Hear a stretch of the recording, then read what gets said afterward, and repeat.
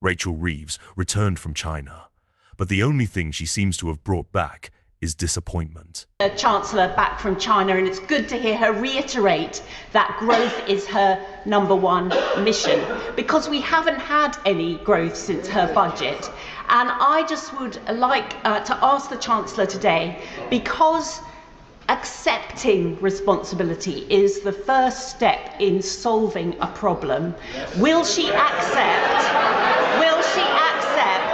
that her budget last October has caused business confidence and growth prospects in this country's economy to plunge? In Parliament, she laughed. Yes, laughed when questioned about the UK's economic collapse. And how did she respond when confronted with reality?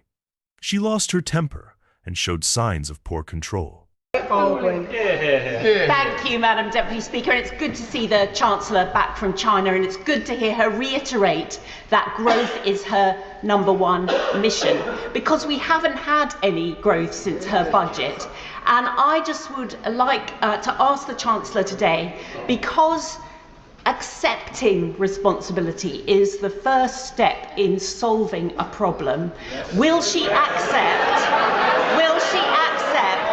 that her budget last October has caused business confidence and growth prospects in this country's economy to plunge? I thought for a moment that the Honourable Lady was going to apologise for Liz Truss's mini-budget, maybe on another opportunity. As you can see, she's still banging on about the £22 billion excuse to dodge taking any responsibility for running the economy. Until she owns up to the hole she's digging us into, we're just going to keep watching the economy spiral further downhill. Even after countless inquiries and investigations, they keep trotting out the same tired rhetoric. We all know what's really going on.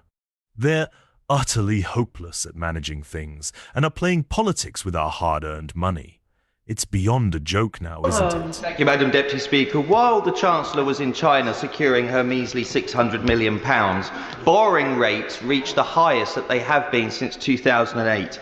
And in 2023, she said her budget would be a budget with real ambition to fix the foundations, a budget that would rebuild Britain. How's that going when her mess has caused the borrowing to be the highest it's been since 2008 and making real working people in this country suffer?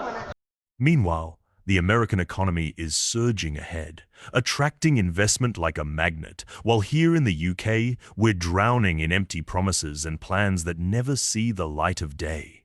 Even the deals being made barely cover a few hours of government expenditure. And that's just the start. Inflation is soaring, food prices continue to climb, and farmers are threatening to disrupt supply chains due to absurd tax policies. As for mortgages, brace yourselves, because interest rates are likely to shoot up at any moment. The fact is, the UK is falling behind, and the question on everyone's lips is this: does Rachel Reeves have what it takes to lead? Stay with me until the end to understand why the economy is at breaking point and what that means for you. Mr. Speaker, as the Chancellor flew east, the pound plummeted south, and government debt rocketed north. Why? Because the markets don't believe her plan for growth. This is the fundamental issue. So I'd like to pick up the question from my honourable friend from behind me, is what is she going to say to the markets to make them believe she really does understand how to deliver growth in the UK? Now, let's address the elephant in the room. Labour loves to brag about being the party of economic growth, but that promise is crumbling faster than business confidence.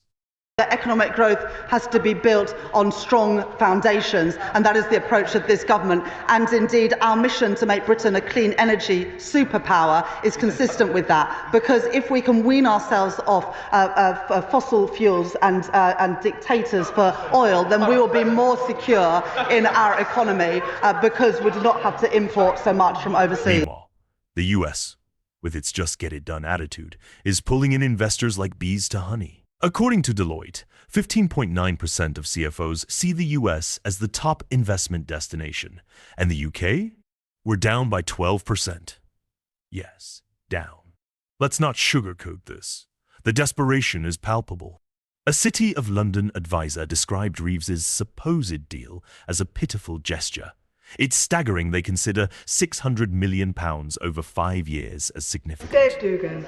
Thank you, Madam Deputy Speaker. It's beyond parody that His Majesty's Chancellor would go and throw herself at the mercy of the Chinese government and come back with £600 million over 5 years in revenue. Is she aware that £600 million in revenue is less than 1/90th of HSBC's annual profit? This is what she's holding up as a major achievement by the Treasury on their trade mission. But in answer to my right honourable friend from Aberdeen South, who very reasonably asked when, not if, when her fiscal rules are breached, which will she do? Increase borrowing, raise taxes or cut spending? Not over 5 years, this year. Chancellor. Well, I'm sure that the honourable gentleman opposite is an expert in HSBC, but I would rather take the words of the chairman of HSBC, who welcomed the tangible investments and indeed led the financial forum that we also held last week in China. I've been really clear. We will meet our fiscal rules that I set out in the budget, and we will do that at all times, and that is the commitment that I made and a commitment that I continue to make. Back here, business confidence is in free fall, and what's the government's response? Vague promises of industrial strategies and advanced manufacturing. Brilliant, because empty promises are exactly what we need, right? And don't forget our old foe, inflation. Food prices are skyrocketing, and farmers are on the brink of halting supply chains due to unfair inheritance tax hikes. On top of all this, rising mortgage rates loom large. China, New York, Washington, Toronto and Brussels to build economic relationships, yet won't take time to speak with the Ulster Farmers Union, the NFU, the Farmers Union of Wales, the NFU Scotland, to hear first-hand the devastating impact that her death tax is going to have on family farms and small businesses. When will the Chancellor realise no matter what deals she does around the world, and I welcome them, Rome is burning around her? Agriculture is the backbone of our economy, and therefore will she commit to meet with me on behalf of the thousands of farmers whose farms are going to be decimated by her death tax? Chancellor, I've had the opportunity on a couple of occasions now to meet the First Minister and the Deputy First Minister from Northern Ireland, and I'm sure that my right honourable friend, the Environment Secretary, would be happy to meet with colleagues from Northern Ireland. But the truth is, Madam Deputy Speaker, we inherited a £22 billion black hole in the public finances from the party opposite, and to ensure that we can stabilise our public finances, we had to make difficult decisions on taxes. So, what's your take? Should Rachel Reeves stay in charge? Share your thoughts in the comments, hit that like button if you think it's time for a change. And don't forget to subscribe for more straight-talking takes on the state of our economy.